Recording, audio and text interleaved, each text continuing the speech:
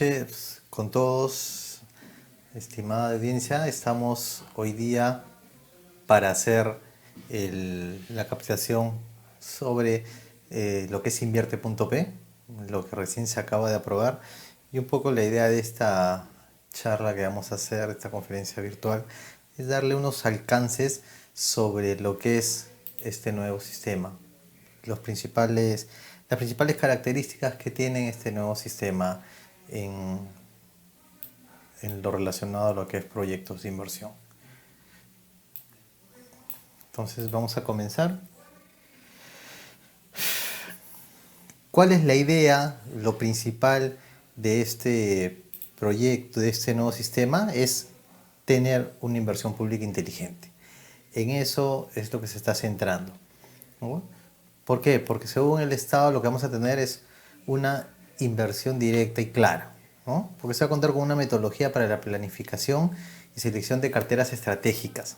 Ya no vamos a tener eso de que llegó un alcalde nuevo y se le ocurrió hacer un proyecto o que dejó de lado un proyecto que se había planteado anteriormente por la gestión anterior o por un pedido de parte de los pobladores de la zona. Ya no. O sea, de alguna forma esto limita estas inversiones de corto plazo, planificadas de corto plazo. Acá te obligan a tener que planificar, que es algo que todos los que estamos en la administración pública sabemos que normalmente no hacen, ¿no? El Estado normalmente no planifica para largo plazo, sino planifica para mediano o corto plazo, ¿no? Entonces, el tema de planificar, de pensar más allá de una gestión, de pensar más allá de el beneficio propio de uno como alcalde, presidente regional o presidente de la nación, es lo que de alguna forma quiere evitar este invierte.p. Te obliga a tener que pensar en algo más que inversiones momentáneas, sino en planificar en función a reducir brechas que existen para mejorar la intervención en los servicios que el Estado tiene que dar. Los proyectos no se retrasan ni costarán más de lo debido, ¿no? Se elaborarán estudios de preinversión adecuados para garantizar un correcto dimensionamiento de los proyectos, ¿no? Entonces van a existir procesos estandarizados, incluso unos formatos que ya vienen con cierta información y que van a servir de alguna forma para poder llenar información y sacar un perfil en menos tiempo. Antes demoraban hasta 2 años en hacer un perfil. Ahora con este nuevo sistema y con esta información o formato, ficha para proyectos de menos de 60 millones de soles, van a hacer que estos proyectos sean mucho más rápidos, ¿no?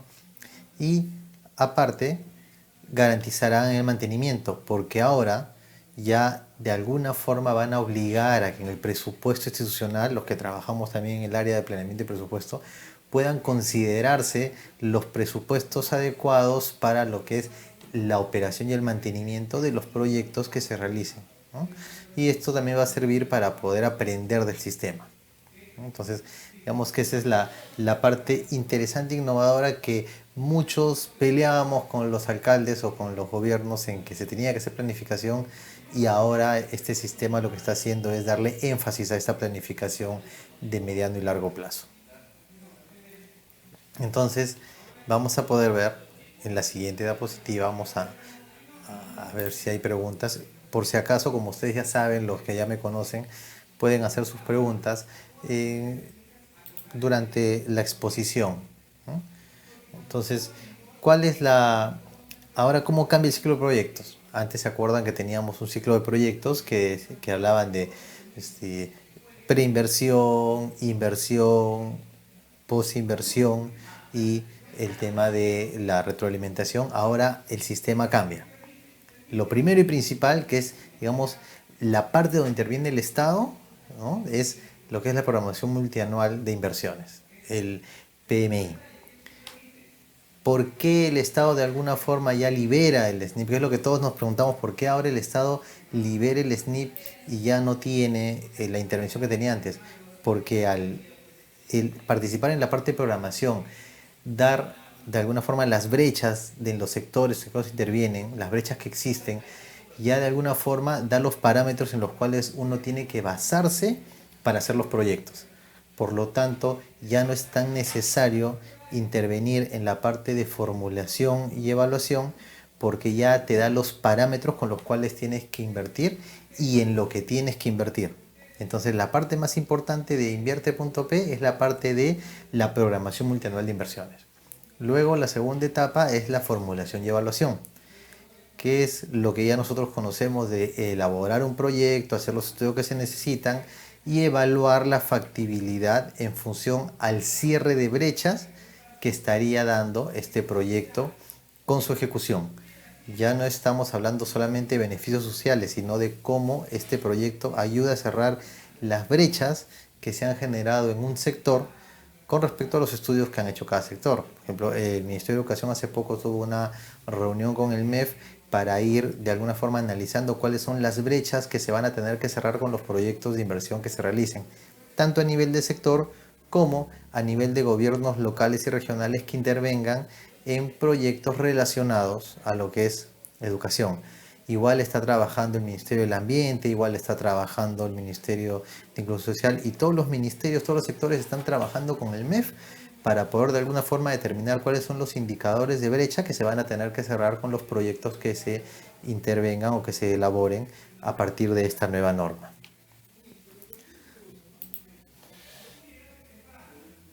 La parte de ejecución, ¿no? La ejecución es la parte del proyecto que ya nosotros conocemos, que es ya directamente la inversión, ¿no? Y los que son responsables es igual la unidad ejecutora o la entidad que hace el proyecto. Entonces ahí ya tenemos la parte de lo que es ejecución y el funcionamiento es directamente la puesta en marcha, la operación y mantenimiento que conocíamos antes, ahora le llaman funcionamiento, que una de las características nuevas que tiene es que te obliga a que tú al hacer un proyecto lo consideres dentro del presupuesto el gasto de operación y mantenimiento. Si no está presupuestado, por lo menos cuando tú haces un proyecto, sabes que lo vas a comenzar a funcionar para el siguiente año, si no lo consideras en el presupuesto, es una de las cosas que debilitaría el hacer un nuevo proyecto. ¿Ah? Tenemos la siguiente lámina, donde están la programación multianual de inversiones. Justo lo que les comentaba, que es la parte principal. A ver, vamos a ver si hay... Bueno, todavía no tenemos preguntas. La parte principal de lo que es el invierte.p, ¿no? Se definen indicadores de brechas, ¿no? Que es la primera etapa, lo que ya están trabajando los sectores, ¿no? Los sectores a través de lo que era antes la OPI, la Oficina de Programación Multianual de Inversiones, antes era la Oficina de Programación e Inversiones, ¿no? Elabora un diagnóstico de brechas de infraestructura y servicios públicos, salud, educación, alimentación, todo lo que de alguna forma son funciones del Estado hacia la comunidad. Y lo que hacen es hacer un diagnóstico y determinar indicadores de brecha para poder saber qué tanto es lo que falta de ese servicio público a atender por parte del Estado, para que los proyectos que se elaboren puedan ir a cerrar esas brechas. En función al diagnóstico establecen objetivos para reducir las brechas por área geográfica y eso se les comunica a los gobiernos locales y regionales. ¿Para qué? Para que ellos sus proyectos vayan ligados, guiados a este cierre de brechas. Si yo voy a hacer un proyecto educativo, tengo que ver cómo lo tengo que aplicar de tal forma que ayude, apoye a cerrar estas brechas que han determinado el sector, ¿no? Se realiza la programación multianual en base a las brechas, estándares del servicio y niveles de producción, ¿no? Se hacen la programación multianual de los gobiernos locales, ¿no? O sea, cada OPMI, ¿no? De cada gobierno regional y local elaboran su plan multianual de inversiones y se lo comunica a cada sector en función a los indicadores que ellos tienen, ¿no? La programación que realicen debe cubrir un periodo mínimo de 3 años. Y para los que estamos trabajando en el Estado y sobre todo en la parte de presupuesto, sabemos que siempre a la hora de plantear el presupuesto tenemos la programación multianual, que es lo primero que se presenta, en el cual tú dices el presupuesto de acá a 3 años, y la programación anual, que es el PIA o el proyecto de presupuesto para el año siguiente. Entonces, normalmente cuando teníamos la programación del multianual era hacer una programación de cuánto voy a gastar y era, vamos a ponerle 10%, 20%, 5% más no había un criterio técnico de cuánto iba a estar. Ahora te obligan a poder tener una programación de inversiones para poder considerarlo dentro de las proyecciones de presupuesto. Entonces ya no vas a tener una programación multianual al tanteo o el incrementar un porcentaje en función a cuánto debería crecer tu presupuesto sin ningún criterio técnico. Ahora tu presupuesto va a estar sustentado por las propuestas de inversiones que se tendrán que hacer en los siguientes años en función a los proyectos que tú programes en los 3 años. Y estamos hablando de elaboración de proyectos, así como la operación y mantenimiento de los proyectos que ya han sido aprobados. Entonces, eso es la parte interesante y me parece, desde mi punto de vista, la parte más estratégica para lograr una adecuada inversión pública en todos los niveles del Estado.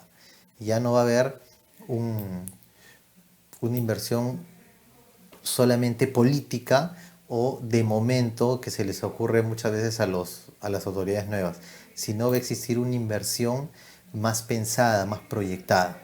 Entonces, eso es lo interesante y lo más valioso. Ahora, para incorporar un PIB, después de que la multianual de inversiones ha sido aprobado, la OPI, lo que antes era la OPI, la OPMI, debe justificar el pedido y este deberá ser aprobado por el órgano resolutivo, o sea, el presidente regional, el alcalde, tiene que sustentar y asumir la responsabilidad de este nuevo proyecto, ¿no? Y de no contar con el marco presupuestal, con el presupuesto para poder ejecutarlo, para poder elaborarlo, no va a pasar a la siguiente fase, o sea, solamente quedaría ahí. Entonces, ya no va a haber un tema, por ejemplo, nosotros sabemos que cuando ingresó nuestro alcalde de Lima, los que son de Lima, se tenía planificado una inversión al lado del río Rímac para poder hacer áreas verdes, apoyar a ciertas personas, un proyecto de mejorar toda la ribera del río Rímac. Pero él cuando entró dijo, no saben qué, yo no me parece eso interesante, voy a sacar ese proyecto y voy a hacer el bypass de 28 de julio. Ya no se van a poder hacer, o sea, ya no más bypass de 28 de julio, ya no más proyectos de última hora. Tienen que sustentar técnicamente la Oficina de Programación Multianual de Inversiones de cada sector el por qué va a dejar de hacer ese proyecto que ya estaba y por qué va a incorporar un proyecto nuevo a una programación multianual que ya se tenía aprobada. Entonces ya no es solamente porque se lo ocurrió, sino tiene que haber un sustento técnico de por qué va a ser y si es que cuenta con este presupuesto para poder ejecutarlo. De lo contrario, no va a ser aprobado dentro del PMI. Entonces van a evitarse hacer proyectos de última hora y, como les dije al inicio, obliga a pensar más, a proyectar más, a planificar más todo lo que es las inversiones a nivel de gobierno local, regional y gobierno central.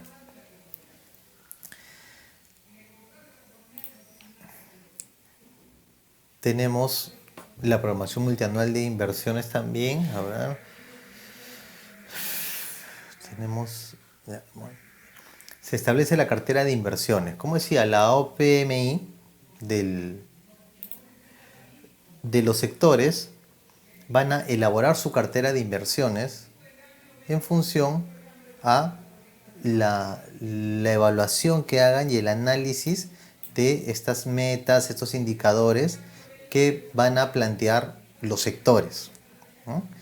Y la cartera de inversiones debe indicar la posible fuente de financiamiento, la modalidad de ejecución, el monto referencial y las fechas de inicio y término. O sea, yo si voy a plantear un proyecto, una idea de proyecto, tengo que por lo menos tener idea de dónde voy a sacar la plata, quién me lo va a financiar.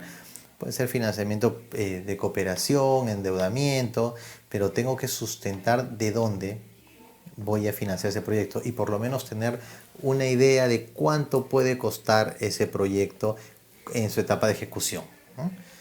Y la consolidación de la promoción multianual de inversiones, ¿no? El órgano resolutivo, que es, como les dije, el ministro, el presidente regional, el alcalde, ¿no?, de cada sector del gobierno regional y del gobierno local, debe presentar antes del 30 de marzo, antes del 30 de marzo, su PMI a la Dirección General de Presupuesto Multianual de Inversiones. Junto con lo que uno presenta, su presupuesto para el siguiente año tiene que acompañar su PMI para ser aprobado, para ser considerado en el presupuesto, para hacer su evaluación correspondiente, ¿no? Entonces la DGPMI es la que ahora va a consolidar toda la información de programación multianual del Estado. Entonces ya ellos van a tener la información, por eso que cuando uno va a querer cambiar o incorporar, tiene que hacer un informe y al final ser aprobado por ellos, ¿no? Si bien la programación multianual de inversiones del Estado es el marco de referencia de la inversión pública, previamente es evaluado por la DGPI para validar su consistencia con la programación de inversiones que se realizan anualmente en los sectores, ¿no? Y cuya información es remitida a la Dirección General de Presupuesto Público. ¿Por qué? Cada sector hace su proyección, ¿no?, de las inversiones que se deben hacer y los indicadores o la brecha que se debe cubrir. Entonces, cuando un gobierno regional, un gobierno local y el mismo sector plantear su plan multianual de inversiones del Estado, tiene que enfocarse en estas metas, en estas brechas y en esta proyección de inversiones de los sectores, para que puedan ser aprobados primero por la DGPMI y después por la Dirección General de Presupuesto para poder asignarles el presupuesto que necesitan para poder cubrir estos proyectos. Aún no tenemos preguntas. A ver, vamos a ver cómo estamos. Si no tenemos preguntas, seguimos entonces. Hay algo que tenemos que considerar con respecto al tema de Invierte.p y que es una de las partes interesantes que tiene estos cambios, ¿no? Que de alguna forma agiliza el proceso de inversiones. Es que no todos son consideradas inversiones, ¿ah? Entonces, ese es el principal cambio de esta fase de proyectos. No todas las inversiones son consideradas PIP. Solo los PIP se someten a todo el ciclo de inversiones.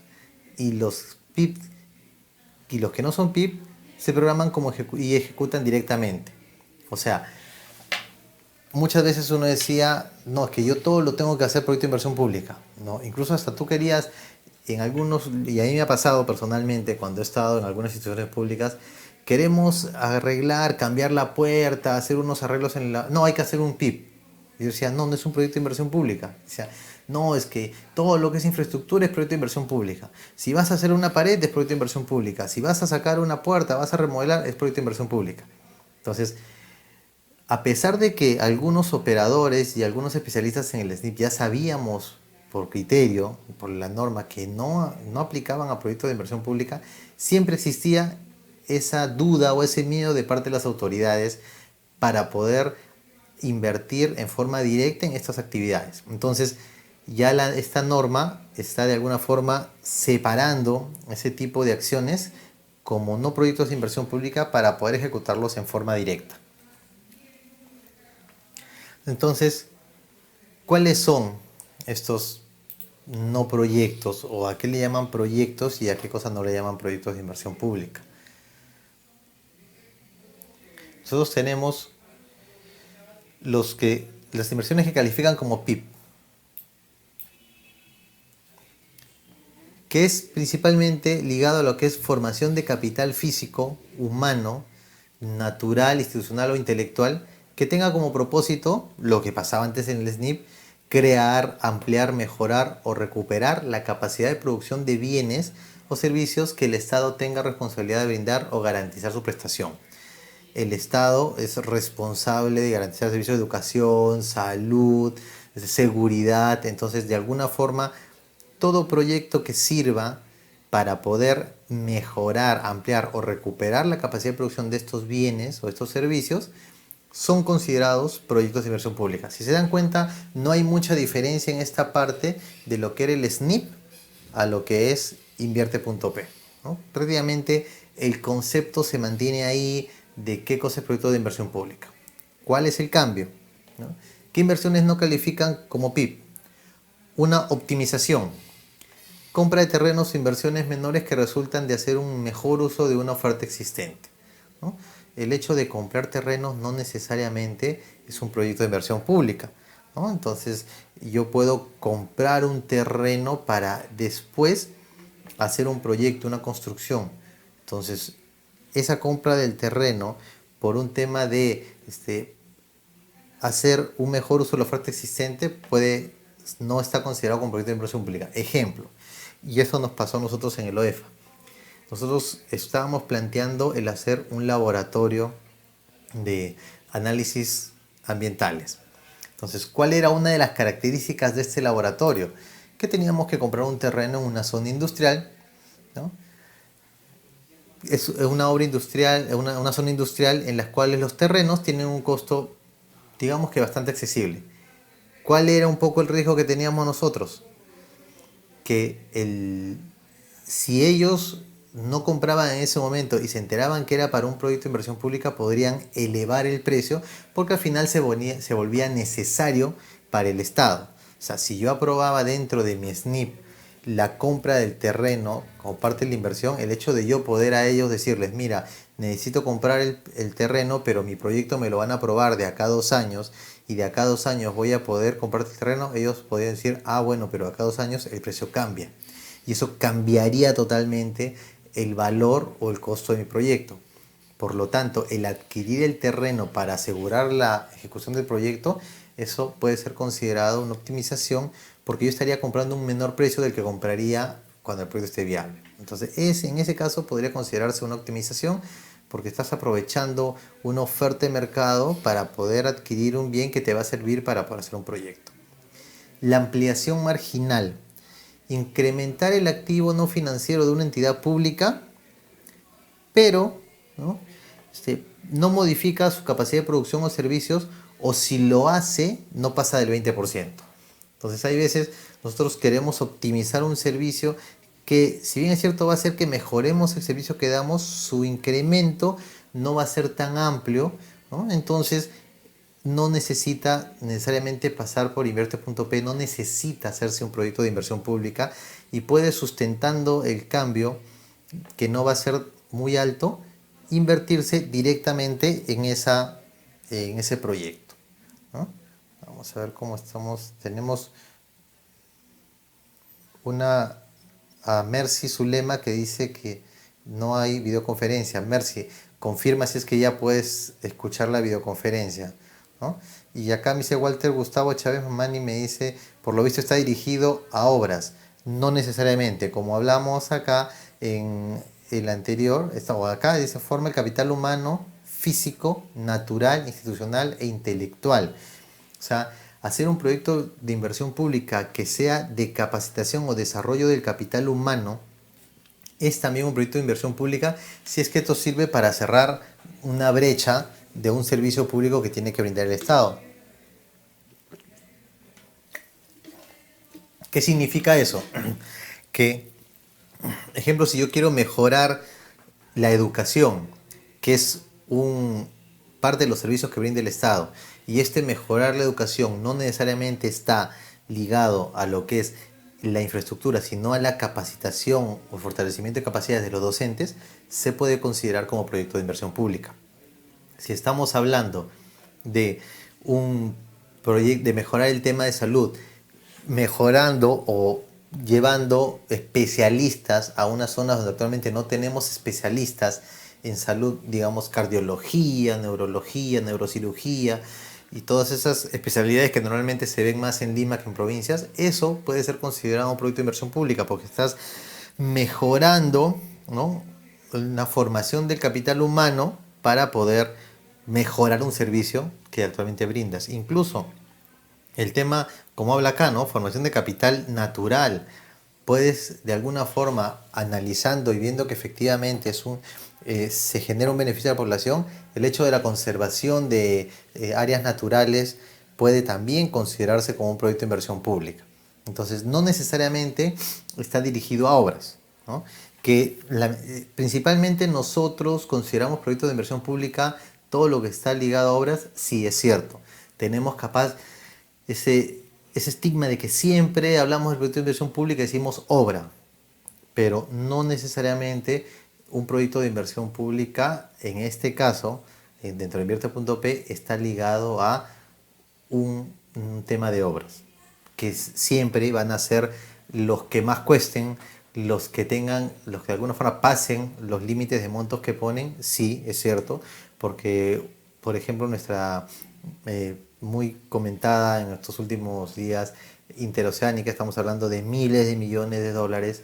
Entonces, si decimos de que lo puede hacer con una ficha, un formato que va a tener el MEF, proyectos de 60 millones para abajo, definitivamente la mayor cantidad de proyectos de infraestructura grandes que tengan impacto pasan ese monto por demás. Entonces, eso sí van a tener que hacer un estudio. Entonces, digamos que favorece a los proyectos pequeños, a los proyectos más, más de desarrollo de capacidades, más, más inmediatos para hacerlos en corto plazo, pero igual no quita de un estudio adecuado a un proyecto que pasa de ese monto de 60 millones. ¿Qué significa? Ese tipo de estudios están más ligados a gobiernos regionales con muchos recursos o al gobierno central. Los proyectos pequeños de entidades gubernamentales tipo gobierno regional pequeños, municipalidades, que tienen presupuestos pequeños, van a poder sacar sus proyectos prácticamente de inmediato. El sistema los va a ayudar con formatos que van a sacar, que están elaborando, que prácticamente tienen ya indicadores o datos ya preestablecidos y uno ingresa información para poder sacar su estudio mucho más rápido.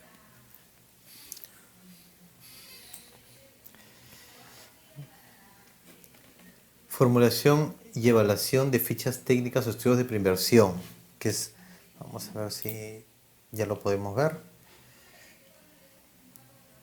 Y de paso vemos si hay alguna pregunta y alguna duda de parte de los participantes. Hasta. A ver. Vamos a ver las preguntas que tenemos.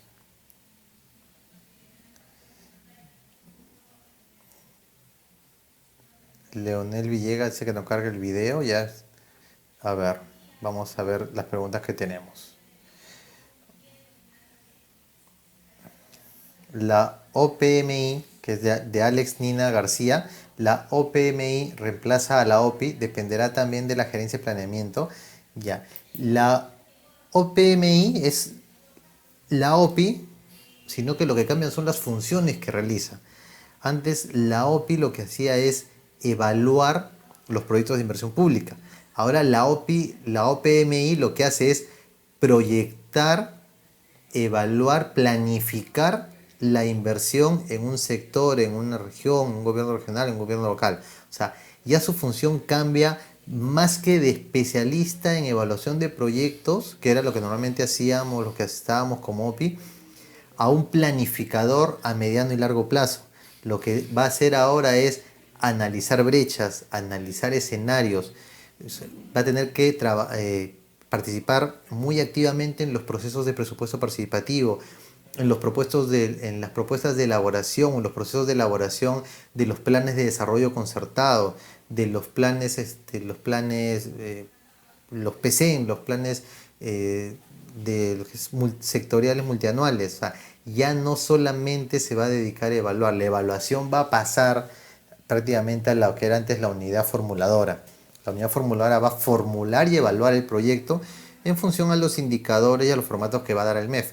Pero la OPMI va a cambiar sus funciones a ser un planificador. Entonces, es lógico que se mantenga dentro de la gerencia de planeamiento, aunque también en algunos casos la vuelven como una sugerencia o una gerencia independiente. Se puede, por el tipo de trabajo que va a hacer ahora y por la proyección a la que se está dirigiendo, yo pienso que tranquilamente podría ser una dirección o una oficina aparte, ¿no? A ver. Walter Gustavo Chávez, bueno, creo que ya contesté que no es solo para obras, ¿no? Si bien es cierto, son lo que normalmente se invierte más, pero no es solo para obras. Leonel Villegas, bueno, no carga el video, ya lo están arreglando eso. Tenemos Luis Mamán, dice, si la optimización no es inversión, entonces presupuestalmente, ¿a dónde se afecta? A lo que es gasto corriente. Lo que es gasto de capital, pero gasto corriente, ¿no? Si es que la optimización es comprar equipamiento, capaz de arreglar alguna parte de la infraestructura, siempre y cuando, como dije, que no incremente el tema de lo que es el servicio que se brinda en más del 20%. Si es optimización que piensa hacer, si si esa intervención va a generar una mejora, una ampliación del servicio que tú brindas mayor, superior al 20%, entonces sí tendría que pasar por un proyecto de inversión pública. Es ahí lo interesante de la Oficina de Programación Multianual de Inversiones, que no solamente es evaluar, sino tiene que analizar si es que efectivamente esa inversión que van a hacer, ese trabajo que van a hacer, no cambia, aparte de que va dirigido a cerrar alguna brecha de servicio, no va a pasar por ese monto el 20% para que sea considerado proyecto de inversión pública. Porque si pasa, si genera una mejora del servicio mayor al 20%, ya tiene que analizarse si es que está dentro del programa multianual de inversiones. Wender Manuel Severino Mogollón dice, ¿las brechas deben hacerse de todas las instituciones de la geografía o solo de algunos, ejemplo, colegios? No, todos los sectores son los que están analizando y evaluando las brechas a nivel nacional. Ellos plantean las brechas en función al servicio que tienen que brindar como institución, como Estado. Entonces, el Ministerio de Educación determinará las brechas tanto en infraestructura, en capacitación de personal, en todo eso relacionado a su sector. Y esas brechas las hará en función también a las regiones, y esa información es la que va a ser brindada en este caso a las oficinas de programación multianual de inversiones de cada sector, de cada gobierno regional, de cada gobierno local, para que les sirva de insumo para poder plantear su plan multianual de inversiones y para poder analizar si efectivamente las propuestas de proyectos que se van a hacer van a de alguna forma apoyar a cerrar estas brechas que se determinan en el sector.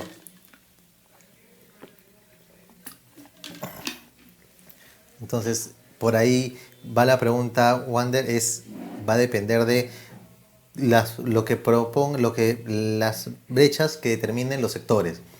Todos los gobiernos deben basarse en las brechas que determinan los sectores para el tipo de proyectos que cada uno quiere hacer. Wilfredo Paucar, ¿con qué fuente de financiamiento podría comprar el terreno si ya no forma parte de un PIB? Con gasto corriente, la fuente de financiamiento que te permita comprar bienes de capital, ¿no? Tú, a la hora de determinar bienes de capital, tú determinas, de acuerdo al tipo de fuente de financiamiento que tú recibas, tú vas a asignar presupuesto a esa meta, la 2.6, ¿no? Entonces, ¿cómo lo haces? Va a depender de cómo tú has determinado tu presupuesto, ¿no? Si recibes solamente recursos ordinarios, ya lo tienes programado, eso lo que haces es tu presupuesto a la hora que lo recibes lo asignas a gasto de capital con RO. Si tú eres municipalidad y recibes RDR, si recibes Foncomún, si recibes canon, sobre canon, regalías, entonces va a depender de qué es lo que tú piensas utilizar, por eso es la proyección, y lo pones en gasto de capital para comprar el terreno. Pero para eso tienes que tener una idea de qué proyecto vas a hacer para poder tú decir si necesito comprar el terreno y ponerlo en tu presupuesto, ¿no? Vamos a ver con las preguntas. Wilfredo, Luis Mamani, pero el gasto corriente es limitado, entonces tendrá que estar considerado en programación multianual. Exactamente. Si tú vas a sustentar ante el ministerio un proyecto de inversión en tu programación multianual y vas a sustentar en tu presupuesto esta compra de terreno, es porque ya lo tienes planteado en tu programación multianual, y tú le vas a decir, señores del Ministerio de Economía, yo tengo mi programación multianual donde ya hemos hecho un análisis de los proyectos que vamos a hacer. Está determinado el proyecto A, que va dirigido a cerrar la brecha de tal sector, pero yo, para poder hacerlo efectivo, yo lo que necesito es comprar este terreno, porque si no lo compro, cuando yo apruebe el proyecto, puedo correr el riesgo de perder esa aprobación, esa viabilidad, porque el terreno lo pueden vender hasta que yo pague. Entonces necesito tener plata en gasto corriente, en lo que es bienes de capital, para poder comprar el terreno, pero ya tengo un sustento. Lamentablemente antes, y me ha pasado muchas veces cuando hemos ido a gestionar presupuesto adicional ante el MEF, es que el MEF te dice, perfecto, tú venías, yo quiero que me des una demanda adicional de 10 millones, ¿ya? ¿Y qué vas a hacer? las personas que de alguna forma te solicitaban la plata no tenían idea qué iban a hacer. No, es que por ahí puede ser que necesite. No, tienes que plantear qué es lo que vas a hacer. Tienes que planificar qué es lo que vas a hacer. Entonces ya tú tienes la planificación de la programación multianual y por lo tanto te es más fácil poder pedirle que te den dinero para lo que es la compra de este terreno, porque ya tienes una planificación, qué lo va a hacer, cómo lo va a hacer, cuánto es el monto promedio de ese proyecto y qué brechas van a cerrar. Entonces tienes un sustento para decir yo necesito una demanda adicional para la adquisición de este terreno como gasto corriente, porque esto va a garantizar que este proyecto que ya está programado para el siguiente año, que ya está considerado dentro de mi plan y cierra la brecha y está aprobado por ustedes, pueda ser ejecutado. ¿Mm? A ver. Wilfer Paucar dice, aún vamos a ir desarrollando el proceso del presupuesto participativo cada año, si ahora ya es multianual. Pero como hemos dicho hace unas diapositivas, hasta el 30 de marzo de cada año uno tiene que presentar su programación multianual de inversiones. El hecho de que tú la tengas que presentar cada año no quiere decir de que tú no puedas agregarle proyectos nuevos. Entonces, tú armas tu presupuesto participativo para proyectos del siguiente año. Pero si tú planteas proyectos grandes, proyectos que sirvan para poder reducir o poder apoyar alguna deficiencia, una brecha, entonces en el siguiente presupuesto participativo lo que vas a encontrar no es un proyecto nuevo, sino el que esa comunidad le asigne lo que le corresponde en ese año a ese proyecto para la continuidad. O si ya lo ejecutaste, si ya lo cumpliste, a un proyecto nuevo que lo puedes poner dentro del plan multianual de inversiones. Entonces, si estamos hablando de que este invierte.p va a hacer que tu ejecución de proyectos sea más rápida, entonces no podemos pensar que al siguiente año vamos a seguir con la misma cantidad de proyectos. Se supone que nos tiene que ser más eficiente y tenemos que ya ejecutar proyectos. Por lo tanto, nuestra cartera de programación de inversiones multianual debe haberse reducido y pueden ingresar nuevos proyectos que se pueden ejecutar en los siguientes 2-3 años o incluso en el mismo año si es que se tiene los recursos. Entonces, siempre vamos a tener que hacer presupuesto participativo. No vamos a parar de hacer. Entonces, ¿el gobierno regional no va a ser quien determine las brechas? No. Los sectores determinan las brechas. ¿Por qué?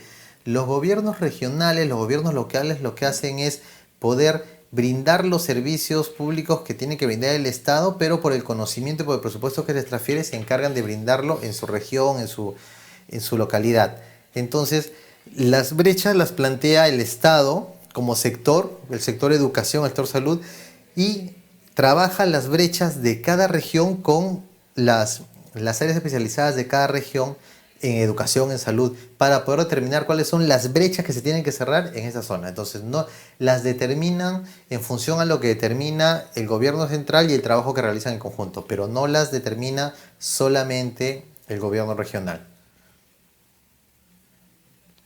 Para Edison Rivera Rodríguez, el anterior fue Luis Mamani, en todo cambio hay ganadores y perdedores. En este cambio del SNIP Invierte Perú, ¿quién gana y quién pierde según su apreciación? Bueno, mi apreciación es un poco más dentro de mi experiencia que tengo.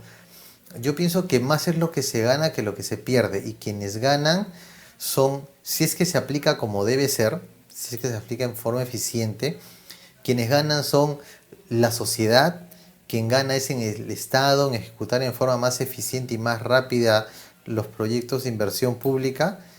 Quienes ganan somos todos los peruanos si es que se aplica como debe ser. ¿Quiénes pierden? Desde mi punto de vista, los que van a perder son esas personas que entran al Estado, que entran al gobierno con la finalidad de enriquecerse, de ayudar a alguien que lo apoyó en la candidatura y todas esas cosas que estamos viendo ahora. Porque no vas a poder imaginar proyectos nuevos y va a haber un poco más de fiscalización. Como dice Walter Gustavo, ¿las fichas predefinidas no significan límites? No.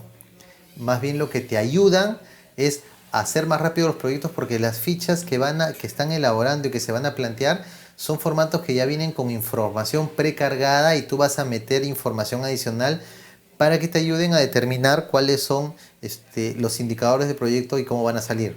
Te van a lo que se plantea es que van a poner las brechas, algunos indicadores para que puedas calcular el costo social, los indicadores de precios, cosas que te ayuden a que tú metas información relevante y eso pueda determinar si el proyecto es viable o no. O sea, es una ficha prellenada de muchos campos y que tienen un montón de campos para prácticamente elegir.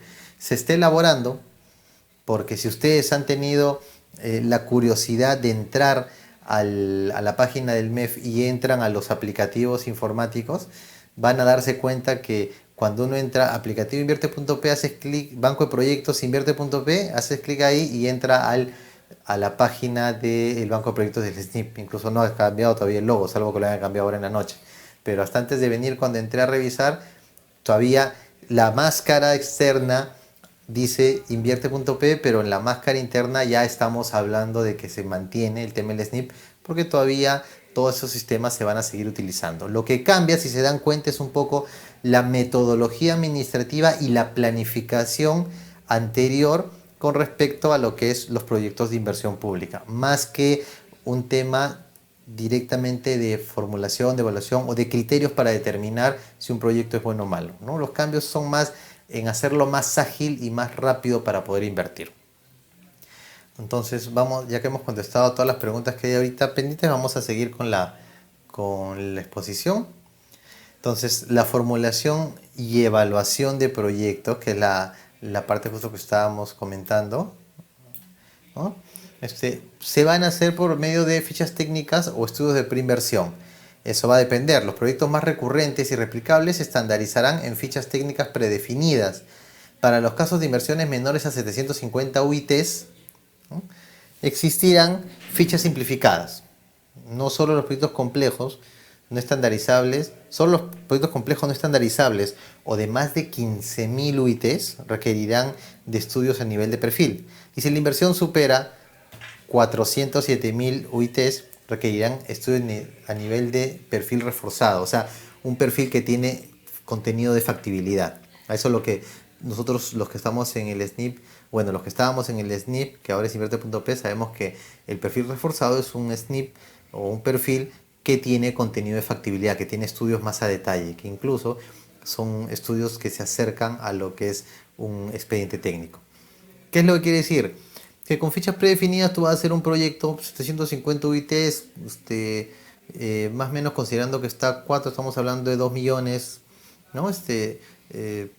Vamos a tener proyectos con fichas, ¿no? 15.000 UITs, solo los proyectos, como dice, no estandarizables, de más de 15.000 UITs requerirán estudios a nivel de perfil. ¿Qué significa? Que hay proyectos, por ejemplo, el proyecto que les comentaba del laboratorio de análisis de muestras ambientales. No existe en el Perú un laboratorio parecido. Entonces, ese tipo de proyectos no lo puedo hacer con una ficha estandarizable porque no tenemos datos de cómo son, cómo se hacen, cuáles son sus impactos. Es un proyecto nuevo. Por lo tanto, ese proyecto tiene que tener un estudio a nivel de perfil. Disculpen, pero saben que hace mucho calor. Y igual, yo tuve la suerte de participar en el proyecto Humboldt, que era un proyecto de mejoramiento del barco Humboldt que se va a la Antártida. Entonces, un proyecto de ese tipo que nunca se ha hecho, que es nuevo, que tiene unas características únicas, no podemos hablar de una ficha estándar, porque toda la información que se tiene es nueva, es única. Pero si hablamos de un proyecto de un colegio, en que ya sabemos cuáles son los estándares en medidas de tamaño de aulas, cuántos alumnos pueden entrar con aulas, cuánto tiene que ser el tema del tipo de infraestructura, el tamaño de los salones, el tamaño de la cancha. O sea, tenemos información estándar que todo el mundo ya lo ha manejado, entonces se pueden trabajar por medio de fichas estándar, porque incluso, y eso es algo que no podemos negar, los que han trabajado proyectos de inversión pública a nivel de infraestructura, lo que hacen es buscar proyectos parecidos para de ahí sacar datos y poder hacer las pistas, las carreteras, las avenidas, los colegios, porque son cosas que están estandarizados y que prácticamente uno ya los tiene definido, ¿no? el tipo de cuánto de cemento se usa, cuánto de ladrillos, cuánto de personal. Entonces, ese tipo de proyectos sí se pueden trabajar por medio de fichas, ¿no?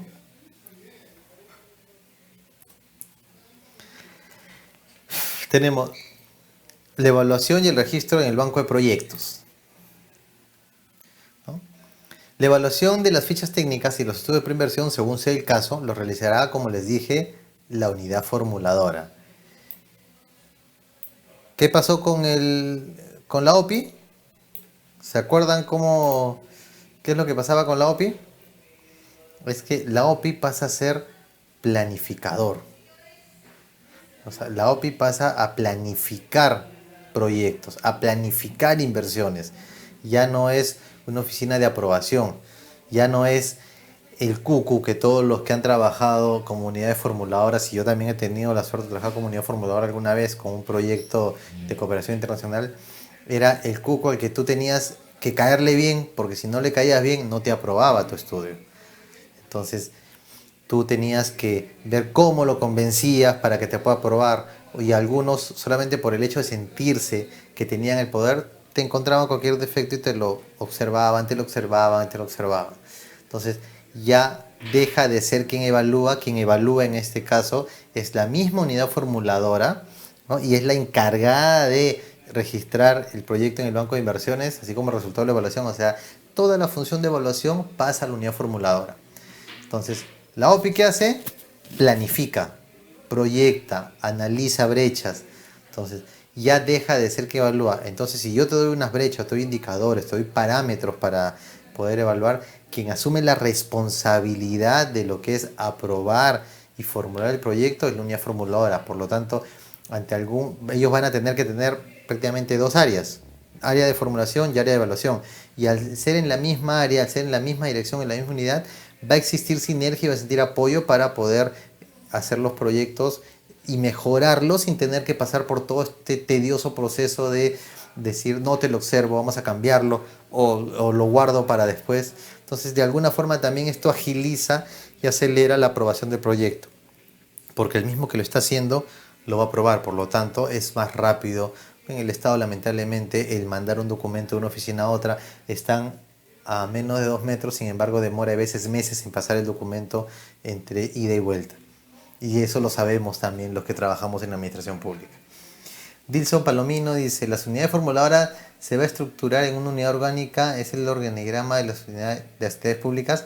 Normalmente las unidades formuladoras, y es por la experiencia que tengo, es la oficina de proyectos, o la gerencia de proyectos, la gerencia de desarrollo económico, la gerencia de desarrollo social, la gerencia de seguridad ciudadana. Son unidades formuladoras. Lo que tienen que hacer es dos cosas: o fortalecen esas direcciones con gente que se encargue de formular y evaluar los proyectos, o la OPI sigue siendo, ya pasa a ser una oficina de planeamiento y se arma una unidad orgánica de formulación y aprobación de proyectos, que dentro de mi punto de vista debería ser eso, porque de alguna forma es un área especializada que va a ver proyectos de todas las direcciones de línea, de todas las áreas. Porque si hacemos que cada dirección, cada gerencia tenga una unidad formuladora o gente especializada en formulación y evaluación, vas a generar varios monstruitos y cada uno va a probar su proyecto como sea. En cambio, si se especializa la unidad formuladora, lo que vas a hacer es que de alguna forma exista más agilidad y van a ser proyectos buenos, porque no van a depender de su jefe, que es el que dice: yo quiero que me hagas un proyecto y que me compres, por decir, ¿no?, 10 patrulleros. Y como es tu jefe, tienes que hacer. Y como en cambio es diferente cuando la unidad formuladora es independiente, porque, perfecto, déjame analizar si efectivamente está dentro de las brechas para ver cómo planteó el proyecto y si efectivamente se necesitan esas 10 unidades para el estudio que vamos a hacer. Entonces, desde mi punto de vista, debería ser una unidad orgánica aparte, pero es un tema que se tiene que trabajar con las entidades. Vamos a ver si hay alguna otra pregunta. Seguimos avanzando.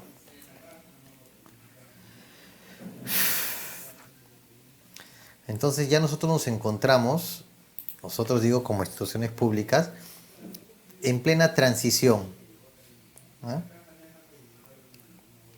Ya pasamos, estamos en plena transición.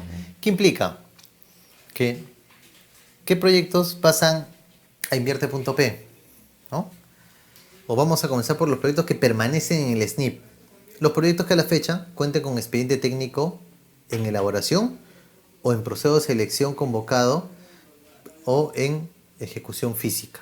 O sea, si yo ya tengo mi expediente técnico y lo estoy elaborando, o he convocado, o sea, no que estoy pensando, he convocado un concurso público para elaborar el expediente técnico, o ya se encuentra el proyecto en ejecución, bueno, se continúa con el SNIP, con la norma anterior. Pero, si yo tengo los términos de referencia para elaborar el perfil, estos están elaborándose o aprobados, pasa a lo que es Invierte.p. Si tengo el estudio de perfil en elaboración o con proceso de selección convocado, pasa a Invierte.p. Si el estudio de perfil está observado o aprobado, pasa a la nueva norma de Invierte.p. Si el estudio de factibilidad está en elaboración o con proceso de selección convocado, pasa a Invierte.p. Y si el proyecto está declarado viable, pero todavía no ha empezado la parte de inversión que es expediente técnico, pues también pasa a Invierte.p. Entonces, prácticamente, cerrando la brecha es, si no has llegado a expediente técnico en convocatoria, todo lo que está detrás pasa a la nueva norma. De expediente técnico en convocatoria para adelante se mantiene con la norma del SNIP. Por eso no sé por qué muchas entidades han estado apuradas por aprobar sus SNIP y pasar al tema de expediente técnico. Por ahí hay espero que no haya algún Odebrecht por ahí en estas aceleraciones de aprobación de expedientes. ¿Ya? A ver, vamos a ver qué dice otras preguntas. Dilson Palomino dice, ¿las unidades formuladoras se van a estructurar nuevamente? Deberían. Me parece que es lo más lógico que se estructuren de una forma diferente y que se fortalezcan, principalmente que se fortalezcan, ¿no? Es todo un proceso que de alguna forma la gente que está metida en este tema debería ayudar a los gobiernos locales en cómo fortalecer su área de formulación de proyectos, ¿no? Porque ya no es solamente formular, sino evaluar, ¿no? Acá tenemos de Wilfredo Asto de la Cruz, interesante, siempre la OPI se creían lo máximo, lo saben todo, efectivamente. Y lo digo sin ningún remordimiento porque yo he sido OPI durante 3 años y sí sentía que los alcaldes de alguna forma no se sentían tan presionados como el antiguo OPI al cual reemplacé, porque justo me decían eso, que se creían dueños de la verdad y tú tenías que aceptar, y en algunos casos lamentablemente, y eso sé por referencia de otras personas, en algunos gobiernos regionales, en algunos gobiernos locales, te cobraban si querías que te aprueben el proyecto, ¿no? Entonces, de verdad, las OPIs no han estado funcionando bien, y creo que esto de alguna forma les quita ese poder y libera el tema de la formulación de proyectos y la evaluación al mismo órgano competente, y que lo que busca es agilizar el proceso. Espero que se mantenga el tema de agilizar y esto no genere otro tipo de economías en las entidades del Estado, ¿no?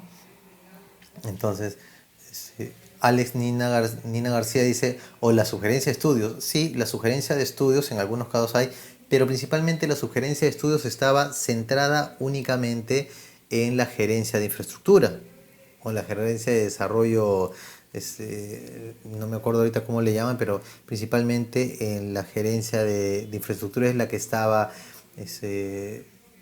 las unidades o la sugerencia de estudios. Entonces, debería ser, desde mi punto de vista, un área independiente, pero va a quedar a criterio de los gobiernos locales cómo lo hagan, ¿no? Ahora, todas las unidades formuladoras registradas entonces van a formular y evaluar el proyecto. Sí, las unidades formuladoras hasta la fecha van a ser las que van a formular y evaluar los proyectos. Como decía en la lámina anterior, ellos son los que van incluso a registrar los proyectos en el banco de proyectos. Por lo tanto, sí, son ellas las que están llamadas a guardar ingresar los proyectos y aprobarlos. ¿Y cuáles son los órganos de Invierte.p? Que es lo que se está planteando con este nuevo reglamento. Tenemos de lo que es sector, gobierno local y gobierno regional, el órgano resolutivo, que siempre va a ser la máxima autoridad del sector, el ministro, el presidente regional, el alcalde provincial o distrital, ¿no? La Oficina de Programación Multianual de Inversiones, que ya está cambiando de ser OPI, de ser evaluadora, a ser planificadora, a poder plantear, ir más allá en lo que es las propuestas de proyectos a mediano plazo, 3 años. Las unidades formuladoras, que ahora asumen el rol de inversión, no solamente formular, por lo tanto son prácticamente las responsables de la información que están ingresando, que están poniendo en los proyectos de inversión pública. Y las unidades ejecutoras de inversiones, que son las que normalmente son consideradas unidades ejecutoras, ¿no? La gerencia de obras, la gerencia de desarrollo económico, las unidades ejecutoras que tienen competencia en el MEF para ejecutar recursos del Estado. Y en el MEF tenemos la Dirección General de Programación Multianual de Inversiones, que es el ente rector de todo el sistema Invierte.p, pero tenemos también la Dirección General de Presupuesto Público y tenemos también la Dirección General de Endeudamiento Público y Tesoro Público. ¿Por qué? Porque tanto los proyectos se van a financiar con presupuesto que te asigna el Estado, como RO, como RDR, como Foncomún, como Canon, así también van a haber proyectos que se van a financiar con deuda. Y por eso que estas dos entidades, endeudamiento público y presupuesto público, generan una sinergia con la Dirección General de Programación Multianual para mandarle información y recibir información de proyectos o de inversiones que se den en el Estado.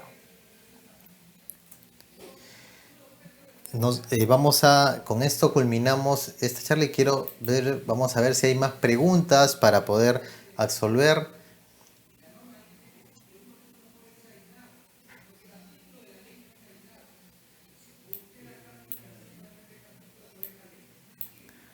Vamos a ver cómo estamos.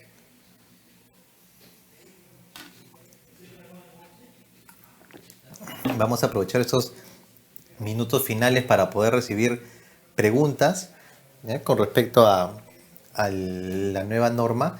Como les dije, vamos a ver si podemos utilizar la página web para poder enseñarles lo que les decía del SNIP. Vamos a ver por lo menos hasta la mañana o hasta la tarde antes de venir acá. Busqué en el MEF y todavía estaban los aplicativos SNIP. Entonces vamos a ver si aún están o ya hicieron los cambios los de informática, porque hasta el día como digo, hasta hoy en la tarde estábamos todavía con solamente la máscara de Invierte.p, pero seguían habiendo todo lo que es SNIP. Vamos a ver. Ustedes ya saben cómo ingresar, igual vamos a hacer el proceso. Entramos a la página web del MEF, vamos a lo que es inversión pública. Los que ya han estado trabajando en el tema de SNIP, en el tema de inversión, se van a poder dar cuenta que ha cambiado. Cuando vamos acerca de Invierte.p ya ha cambiado la información, ¿no?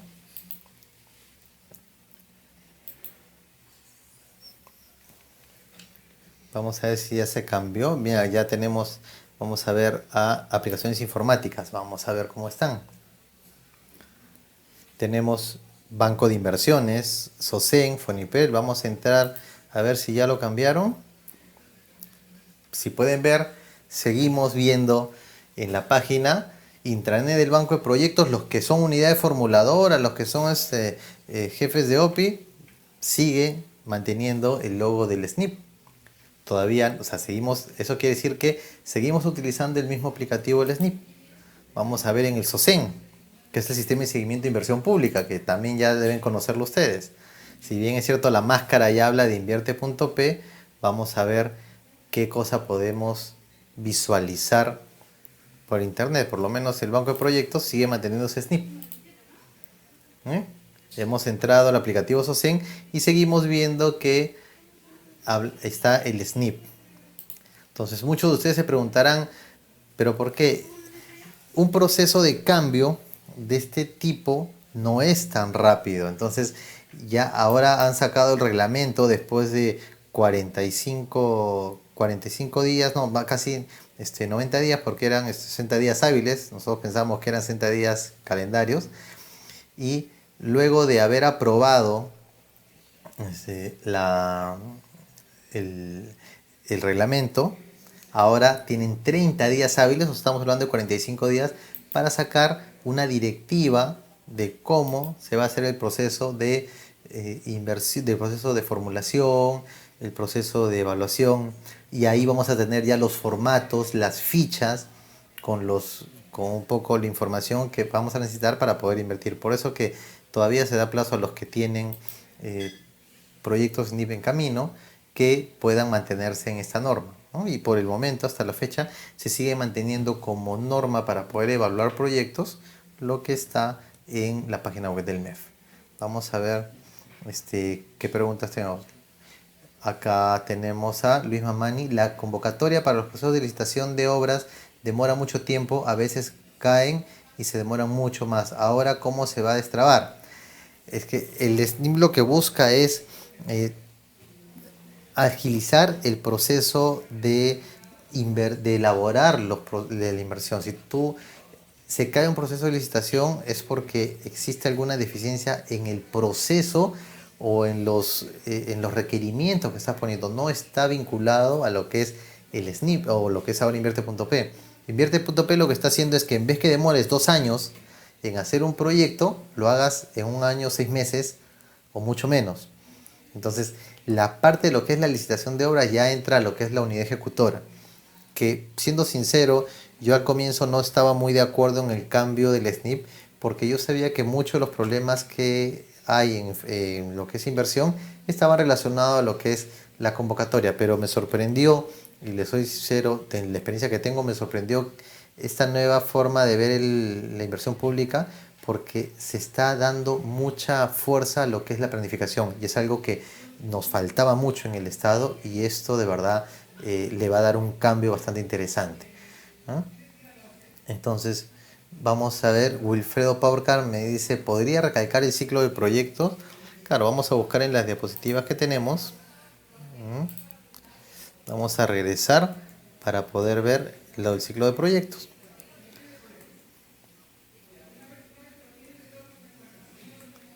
A ver. Ya.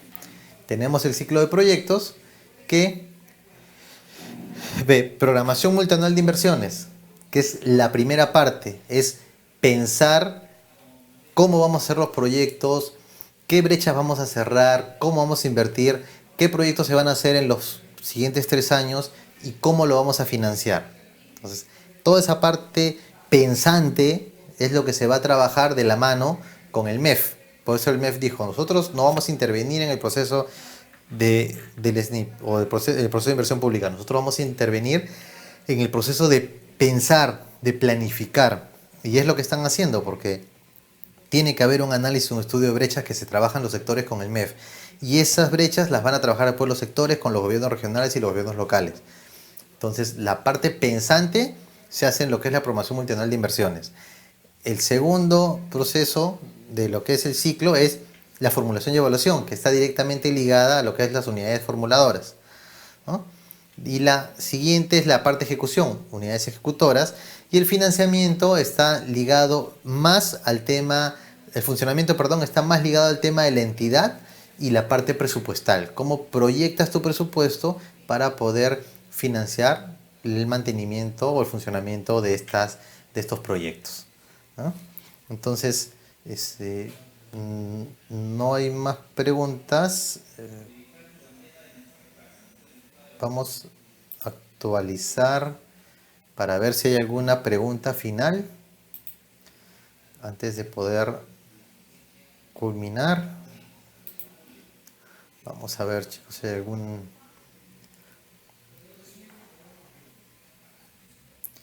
Vamos a ver cómo estamos. A ver.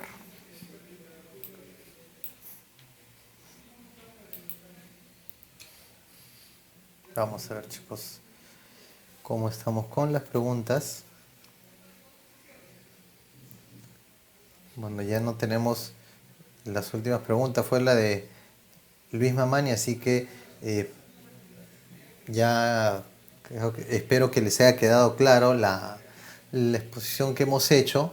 Lo que sí los invito a el curso que vamos a hacer sobre lo que es el Invierte.p y todo el proceso de inversión pública, considerando la nueva norma y las nuevas metodologías que se van a plantear. Así que están cordialmente invitados a poder participar de este curso. Y ahora me despido, y cualquier consulta, cualquier duda, cualquier apoyo que le podamos dar por medio de nuestros amigos de Desarrollo Global, pueden contactarme y vamos a poder resolver sus preguntas o dudas que puedan tener posterior a esta charla. Muchas gracias y hasta luego.